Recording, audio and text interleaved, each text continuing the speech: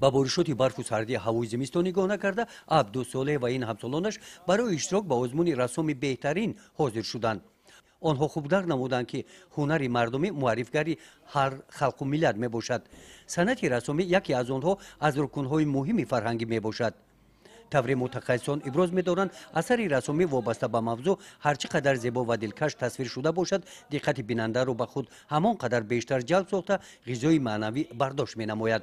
با مقصد بلند برداشتن ذوق نورسان به هنر رسومی و در این زمینه تربیت نمودن آنها در روحیه زیباپرستی در دهاتی به نام میرعلی آباد ناحیه واسه آزمون رسوم بهترین بین نورسان دایر گردید. اشتراکچیان آزمون اویدی موضوعهای گوناگون حفظ محیط زیست، عالم پرنده ها، رمز صلح و وحدت و طبیعت رنگین تاجیکستان را روی کاغذ تصویر نمودند.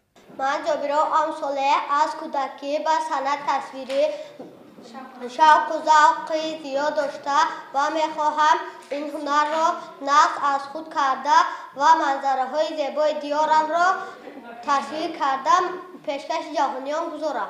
چورابینی مذکور در دوره دستور و هدایت‌های پیام سالانه پرزیدنت جمهوری تاجیکستان محترم امانی رحمان اوید جلب کودکان نورسان به مکتب‌های صنعت با پیشنهاد شعبه معارف ناحیه و سرپرستی شخصی سخاوتمند آموزگار صاحب تجربه رحمت الله موسویف برگزار کرده شده نورسان ذوقمندان این هنر مردمی را به این صنفخانه آورده است. آزمون محفل 20 نفر تشکیل کرده آنها اصلا خوانندگان صنف‌های 5 6 7 را در بر میگیرد.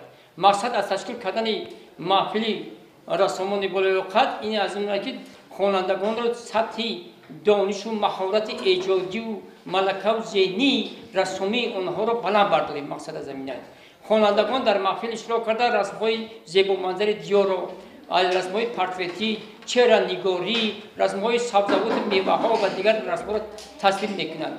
خوانندگان ما بسیار خوانندگان ما 3 نفر خوانندگان همین مکتب بعد ختم مکتب میانه در کالج رسومی و دانشگاه صنعت تصویری دیزاین جمهوری تاجیکستان ختم کرده در ساحه‌های گوناگون کار کرده ایستادند. در جنبستی آزمون غالبان با سپاسنامه شعبه معارف مقامات اجرایی حاکمیت دولتی ناحیه واسه و مکافات پولی از جانب سرپرست قدردانی کرده شدند. گزارش خواجه نظریف خدای نظر ظهورف از ناحیه واسه برای برنامه اطلاعاتی نوید.